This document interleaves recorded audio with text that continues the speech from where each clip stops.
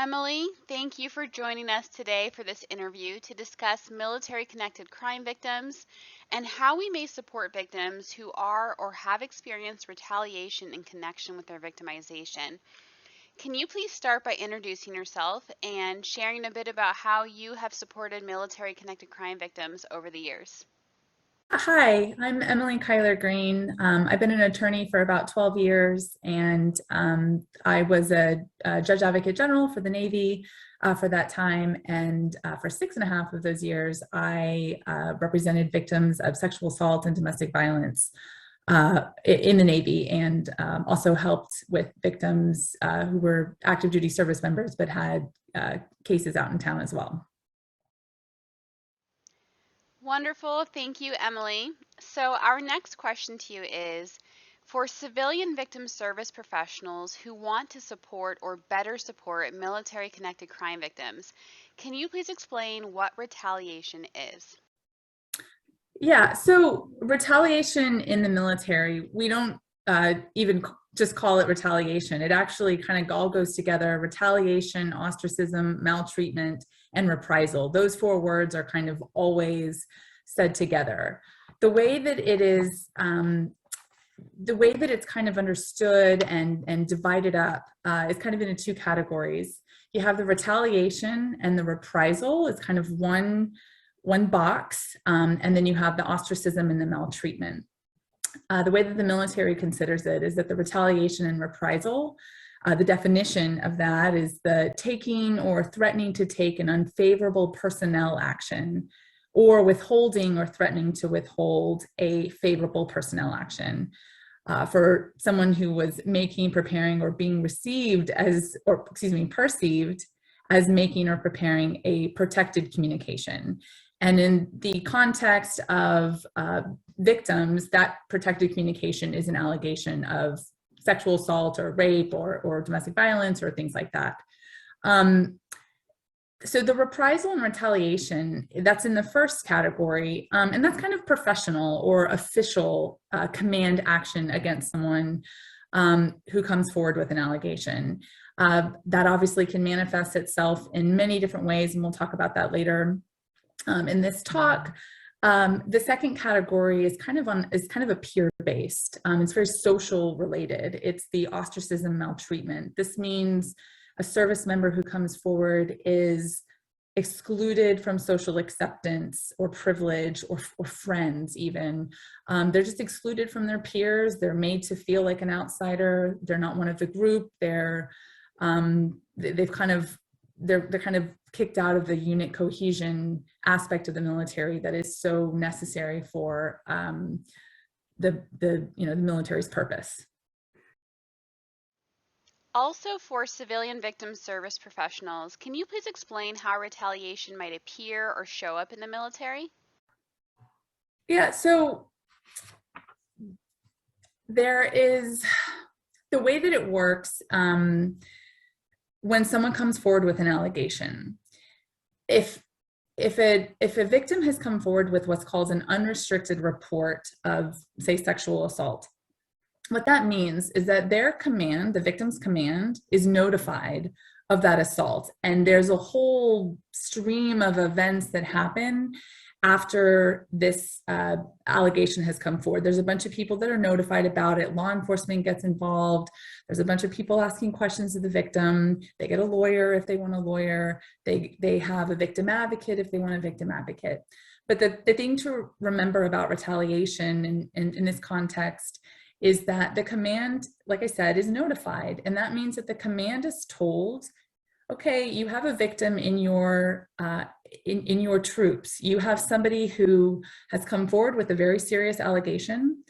And a lot of what a commander is probably going to consider when they're notified of this is this whole slew of questions like, wow, this happened on my watch. What's going to happen next? Did this happen in the barracks? Do I need to make some actions about what's going on with the barracks? Did somebody violate my orders that I had issued?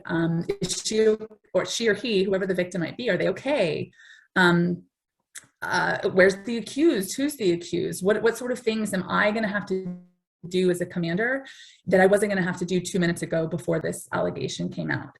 And the reason why that's important to know that there is a whole slew of things that a commander is going to have to do is because victims are aware of that. They know that this high officer way up in the chain of command now knows their name, and not in a really good way. They know their name because they're a victim of an assault, not because they, did something great in the military necessarily. And that's really uncomfortable. It's something that a lot of victims consider before they come forward. And it's sometimes for these victims, it's the first time they have ever even spoken to an officer, when their commanding officer says, "Hey, would you like to talk about what allegation just came on my desk? I just want to know if you're okay." And so sometimes it's handled in a really nice way. And even if it's meant to be handled in a really nice way, sometimes for the victim, they just feel like they're the center of attention, the center of unwanted attention from a higher ranking officer. And the whole chain of command, at least the whole triad of the command, which is the commanding officer, the executive officer, and the command master chief. There's also the kind of in the second category of retaliation. There's the social aspect of it that a victim is going to consider in coming forward. Well, what if the victim and the accused are part of the same friend group? What if they're part of the same command? What if they're part of the same shop, which is, can be a small group of people who work hand in hand together every day? What if the victim already is kind of on the side of the main group of the command? What if the victim already has problems and just knows that this is just one more mark on their record for causing trouble or causing more work, for lack of a better term? What is the military's official policy on retaliation against crime victims, and where can this information be located? So the military has historically and recently been very hands down, this is not tolerated.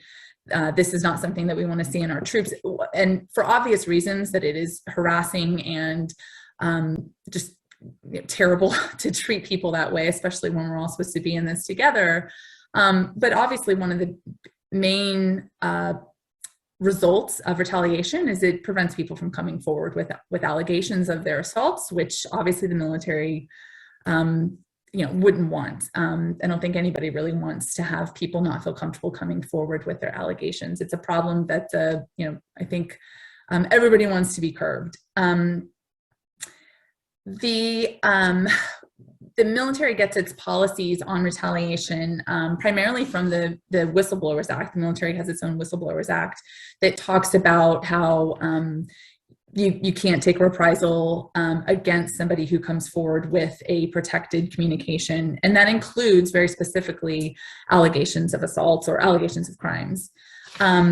There's also a really good resource, which is the Sexual Assault Prevention and Response instruction that really talks about how seriously the military is taking allegations of retaliation.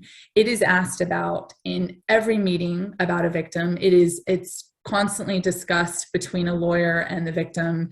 The sexual assault response coordinator, who is an individual embedded in the command, in a lot of commands, I think most commands, at least they're covered, they cover all commands, who is there to help facilitate the military command's response to an allegation. They're there for the victim to help navigate the process.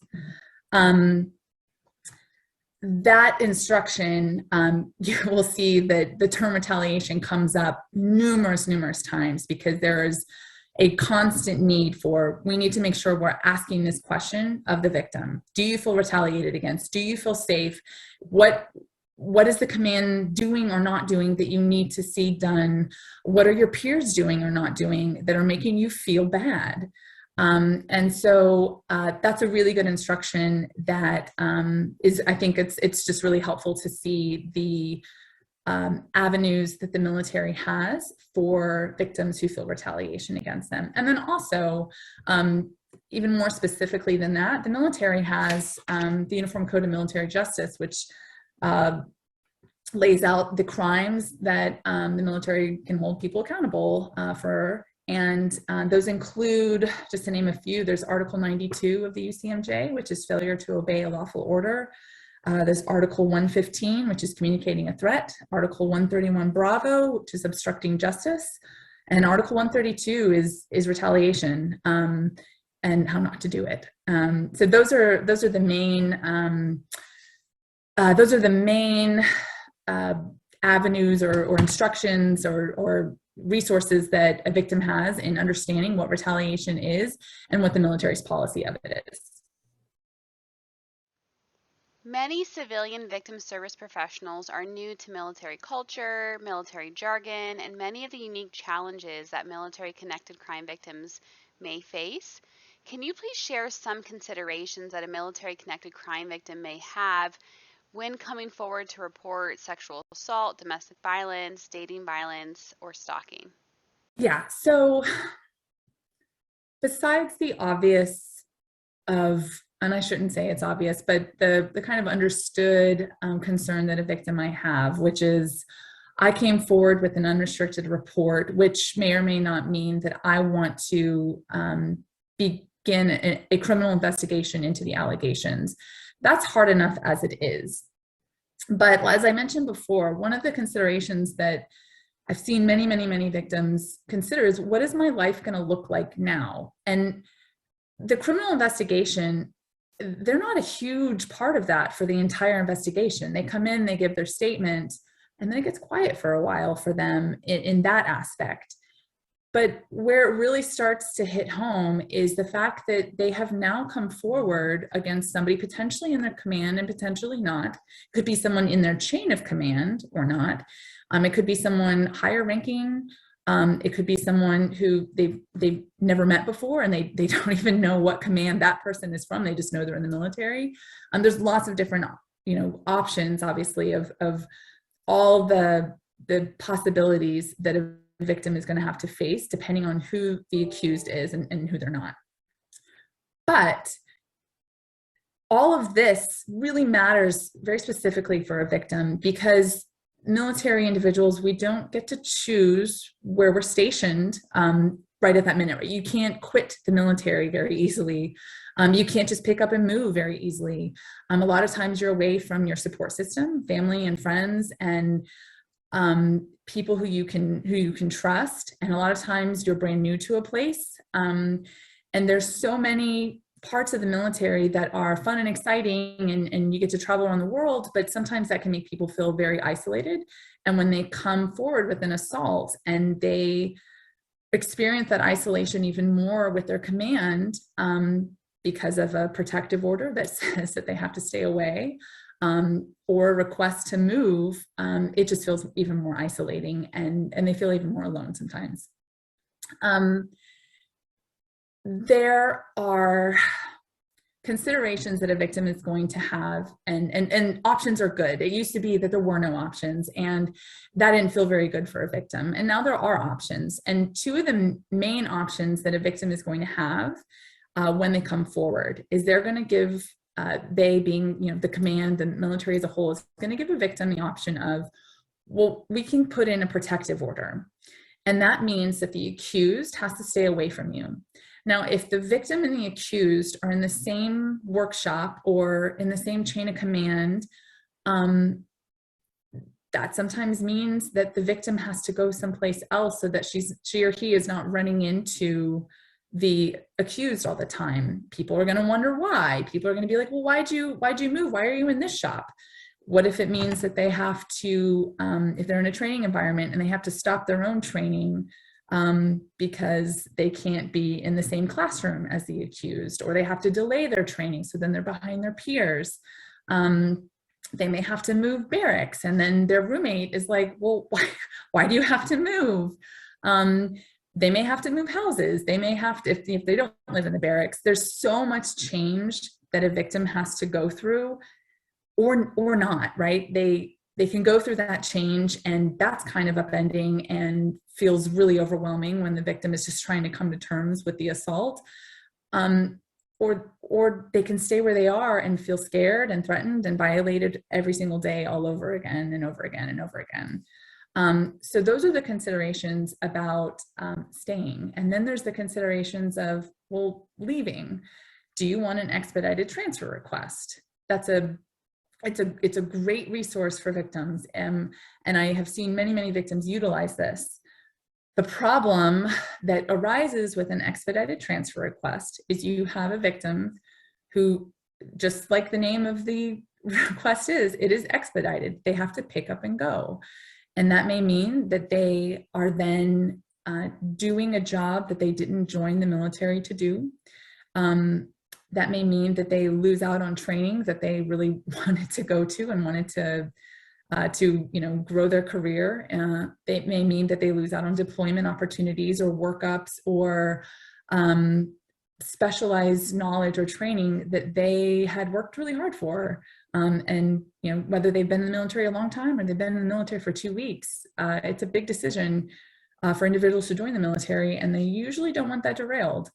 And so if they do choose to execute a expedited transfer request, that's a lot that goes behind that. It means picking up and moving everything. It means getting a new dog sitter. It means putting down a new down payment. It means driving your car across the country. It means leaving all your friends and leaving all the good resources that you have here. It may mean getting a new lawyer. It may mean getting a new victim advocate. And sometimes that relationship has really grown. But if a victim feels that I can't stay here, I keep running into the accused, I can't keep talking about this with the same people, everybody looks at me different, everybody's treating me differently, I got to get out of here, I need to start over. Sometimes that's a blessing, and then sometimes it's not. So these are all really difficult decisions that a victim is making in their in the progression of their cases.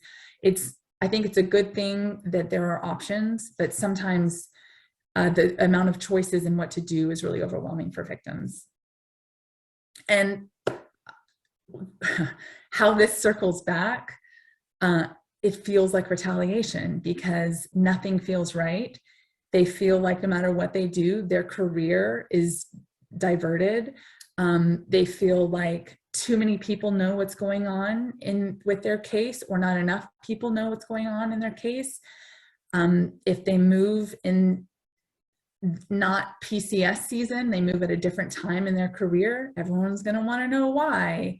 If they're not doing the job that their rating is, everyone's going to assume, hey, you must have done something wrong, or why aren't you still in corpsman school? What happened? You fail? Like, there's so much judgment that a victim feels thrown on them for why their career progression all of a sudden is different. If there is punishment for an action that is deemed retaliatory in nature, do crime victims have a right to learn what type of punishment was issued? Yes, they do. So crime victims in the military, especially the ones who choose to have a lawyer, which victims in the military have a right to have a lawyer, provided that to them by the military. They are supposed to be kept abreast of all of the actions that are taken against someone who retaliates. So we know that as in criminal investigation, or whether that has turned into kind of an administrative handling of the initial assault or the initial allegation that a victim came forward with, victims are entitled to know what's going on with that, what the result of that is. There's limits to that. It's not 100%, like it's not like the victim gets to know the accused address or things like that, right? But there's limits to it, but a victim gets to know the results of their case. When it comes to retaliation, if it's a sort of retaliation that is kind of that is not officially military sponsored, and what I mean by that is you have a victim who is working along with the case and is going through the motions of the job that they're hired to do, and they feel like there's certain individuals in the command who are treating them differently because they're a victim, or are making comments like, you're never going to get to deploy. I wouldn't go on a ship with you anywhere. I don't trust you. Or don't be in a room alone with that one because they make allegations, so watch out. Or you don't even do anything any day. Why are you even here? Or you just want like a free day from the military. Those sorts of comments, right? Those happen. They're not always sanctioned by the command. They're not always like the command making retaliatory actions on an evaluation against a victim. Sometimes they're just the little nitty gritty, death by 1,000 cuts sort of passive aggressive things that happen on a day-to-day basis. Those are not always handled, with a general court-martial felony level conviction by the military. Sometimes those are handled on a much more like succinct lower level. Sometimes they're nipped in the bud right away. The problem that I would see over and over and over again is you have a right to privacy as a victim. And I hold that, and I always did for my clients, I hold that in such high regard. I just think it's so important that someone doesn't have to completely let it all out to a room full of strangers about what happened to them. It's important, of course, legally for a case, but it's also just so important emotionally to have some semblance of control over your story. What that means, though, is that you may have someone in kind of the lower chain of command that's maybe a little bit higher ranking than the victim, but not a commanding officer. And that person doesn't know necessarily about the assault and the allegation. They don't know anything. They're purposely kept in the dark because we're trying to respect a victim's right to privacy. But when that person doesn't know anything, they don't know what they don't know. And so that person may be, what do you mean you've got a doctor's appointment? I don't see any, I don't see any proof of this. I need to know your doctor's name, and I need to know why you're going so often. And a victim doesn't want to be like, well, I'm going to see my psychiatrist because I need mental health treatment now because of the effects of my assault, right? They don't want to have to go into those details. There has to be a certain level of trust between the chain of command and the victim without having to tell the chain of command everything that's happening. And also, being allowed to do certain things that are not normally done during working hours, such as going to see a lawyer, going to see a victim advocate, going to see mental health treatment, going to inpatient treatment, those sorts of things. My point in talking about that, kind of the lower level of the command is that a lot of times what we're doing to nip the retaliation on the low level, kind of the ignorant retaliation, we're trying to nip that in the bud. And the way that that typically happens is not with this huge official investigation of, all right, we got to figure this out. We got to, get witness interviews and let everybody know what this investigation is about. Sometimes it is as simple as, we're going to make contact with the command and tell them, look, you've got people asking the victim questions that if she answers, she is going to give it away. She has the right to privacy. Please let her keep that right to privacy. You know it, commanding officer, executive officer knows it, and command master chief knows it, but please let's not have everybody in the chain of command know it as well. Now, so sometimes handling that is good enough for a victim, and they just want to know, look, I know they don't know, I know they don't know about my assault. I know they're not trying to be mean, but they're being mean. A lot of times that's enough to push a victim over the edge and make them feel like the command as a whole is sanctioning this. So it's really important that gets handled. Sometimes it gets handled with a counseling session, informal counseling session with that individual to just say, like, please back off. A lot of times the victim is going to be advised, like, anytime you get somebody giving you, the Heisman, come talk to me and I will handle it. Me as their lawyer, come talk to your lawyer, let your lawyer handle it with the lawyer for the command. If it's really bad though, right? Like if it's like real definitive aggressive retaliation, like poor evaluations, really bad ostracism in terms where it looks like it's like hazing and bullying and those sorts of things. That is something that the military says it will consider for possible courts-martial, special court-martial, general court-martial, summary court-martial, administrative handlings in terms of firing someone for the military with through administrative separations. The victim is allowed and will be kept abreast of all of those things. And if somebody is being separated or being tried for a violation of those things in which the victim is the victim of that retaliation, then they can also testify about that as well. Are there any potential implications from an unrestricted report in connection with being able to stay at the command, with a promotion or deployment? Yes, so I mentioned this a little bit before, but I think it's really important to hammer this in. If a victim decides to stay at their command, it's really important that, and the accused is at the same command as well. So we'll take that hypothetical first. The military has to be really careful that there is no pretrial punishment of an accused. And so they may have the accused continuing on doing the job that that individual has been doing. And the victim, meanwhile, is, well, we've got to make sure that the victim can go to their appointments. We have to make sure that the victim is available for their attorney. We have to make sure that the victim is has an eye on them, isn't working too hard, but is working enough. Sometimes what that means is the victim gets stuck doing sort of menial labor tasks that they were not necessarily, they didn't necessarily join the Navy, or not the Navy, but the military as a whole to do.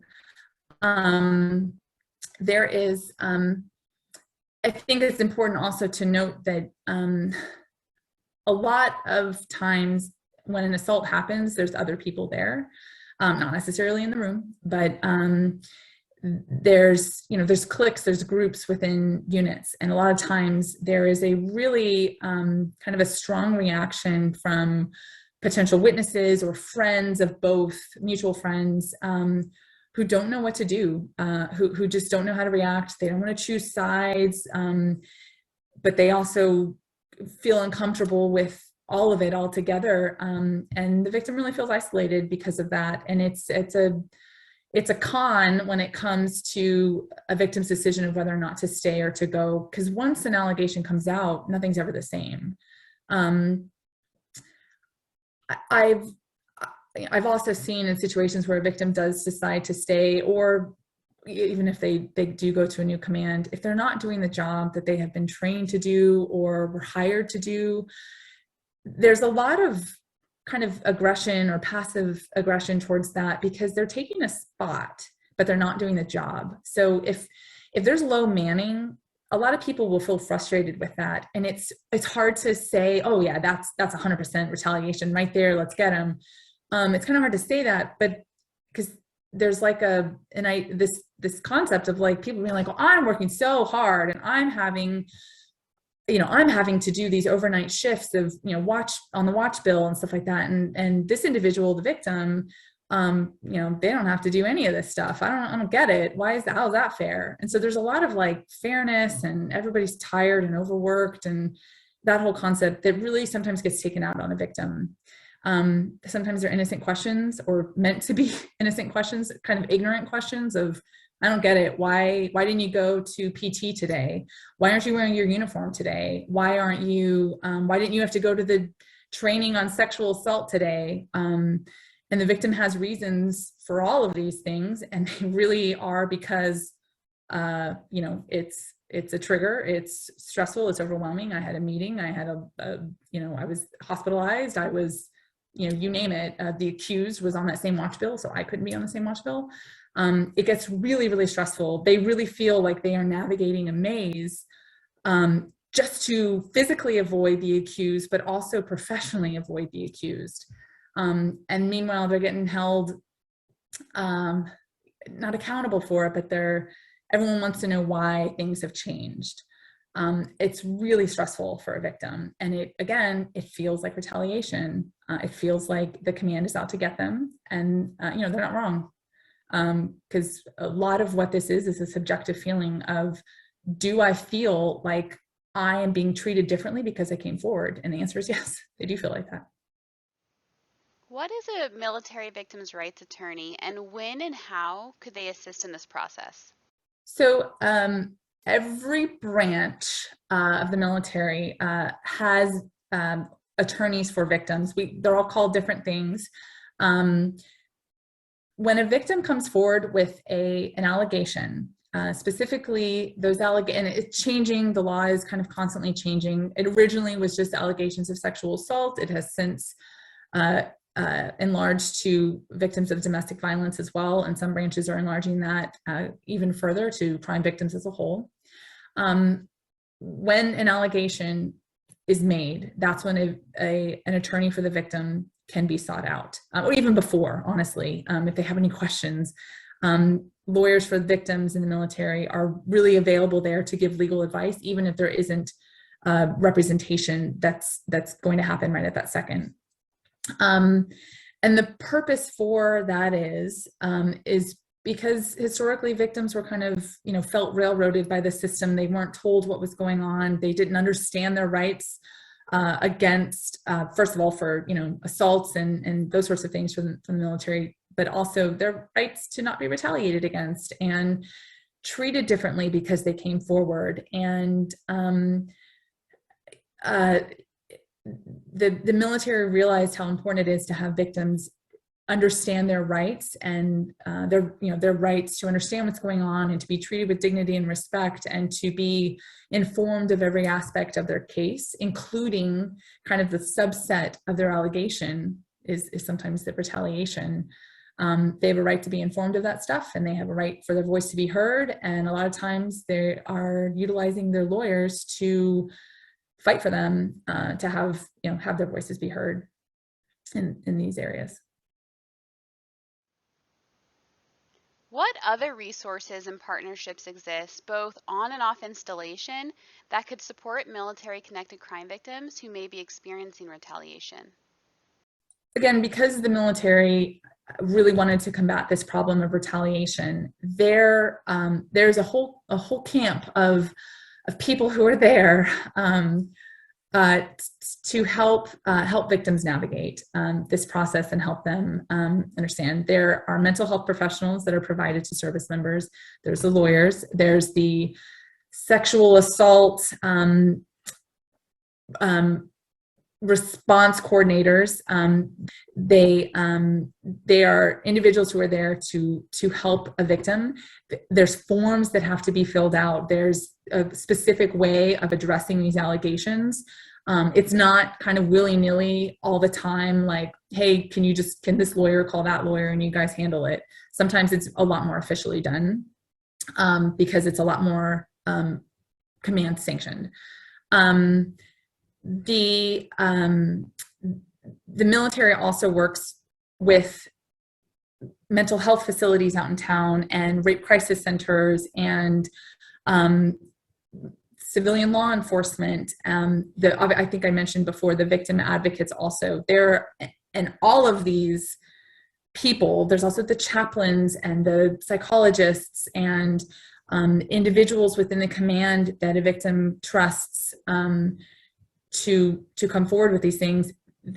Everybody is there and recognizes this problem. It is talked about. So once a month, a commander of a victim has a meeting, and this meeting is called a sexual assault case management group. That's what it's called in the Navy, and the other branches have names that are similar to that. But these meetings are solely, they're not there about the accused. These meetings are solely to check the progress of a victim. How are they doing? Are they okay? What do they need? I don't want to know the specifics of what services they're getting, but are they receiving services? And the question that is asked every single time is there retaliation, ostracism, maltreatment, or reprisal? I need to know these things because I need to handle them if they exist. And the lawyers for the victims are in these meetings, and the victim advocates for the victims are in these meetings. And they are specifically asking this question. There's not a whole lot of specific questions that get asked. This is a specific question that gets asked that is asking for things to be addressed if they exist. Some victims aren't telling anybody about the retaliation that they're experiencing. Some victims don't recognize it as retaliation. Some victims are just so tired of investigations, they don't want to start yet another. Some victims back out of their criminal allegation because of the retaliation, and nobody will necessarily know why. Things are always, potentially going to go awry, and we may never know the reason why those things happen.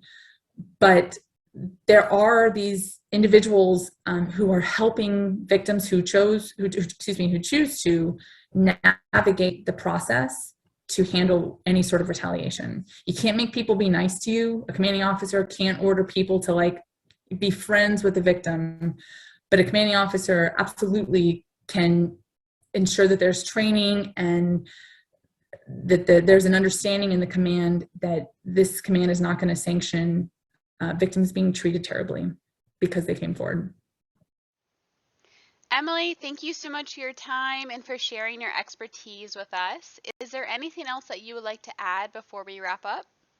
Yeah, so thank you for this opportunity. I just want to say I know that sometimes when we're talking about the criminal world and retaliation as a whole, and this whole idea of it gets worse when you report. I really firmly believe that there is so much room for improvement in our society as a whole, in the military. I think that there's so many people out there who are trying their best to make this better and to make it not happen at all. I don't think that the solution to assaults and the repercussions of assaults and retaliation, I don't think the solution to that is, be resilient, just, get through it, be strong. I don't think that that's the answer. What I do think is important is that we continue to educate everybody, society as a whole, because that bleeds into the military. I think that it's really important that we keep hammering home this idea that the little jokes and the snide comments, that they do so much harm to a victim, so much more. You never know what battles people are experiencing. You never know who just came back from talking to military law enforcement and now is expected to do their day job after just talking for 3 hours about a sexual assault that they experienced the night before. You just never know. And so I just really feel like there's hope that we get this right, and that those of us who work with victims, we just got to keep pushing, and eventually we're going to get it right as a whole.